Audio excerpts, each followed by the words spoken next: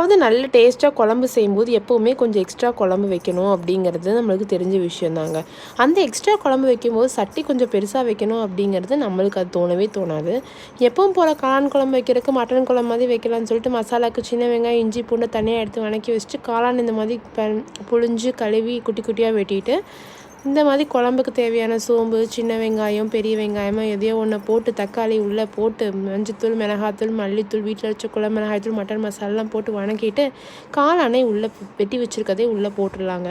அதுவே நல்லா தண்ணி விட்டு அதுவே வெந்துருங்க. நீங்கள் தண்ணி ஊற்ற வேண்டியதே இல்லை. நம்மளுக்கு குழம்பு வேணும்ல, அதனால என்ன பண்ணலான்னா கொஞ்சம் கூட அந்த வணக்கி வச்சுருக்க கூட தேங்காய் சோம்பு கசகசா இதெல்லாம் போட்டு அரைச்சோம் அந்த பேஸ்ட்டையும் உள்ளே ஊற்றிக்க வேண்டியதாங்க. இப்போ நான் என்ன பெரிய தப்பு பண்ணியிருக்கேன்னு பாருங்கள். சட்டி இத்தினூண்டு சட்டியாக வச்சு குழம்பு ஃபுல்லாக நெம்பி வந்துருச்சுங்க. உனக்கு தேவையா ஸ்வேதா இது? இருந்தாலும் விடாமுயற்சியோடு இந்த சட்டியிலே குழம்பு வச்சு முடிச்சிட்டேன்னா பார்த்துக்கோங்க. நெக்ஸ்ட் வீடியோவில் பார்க்கலாமா?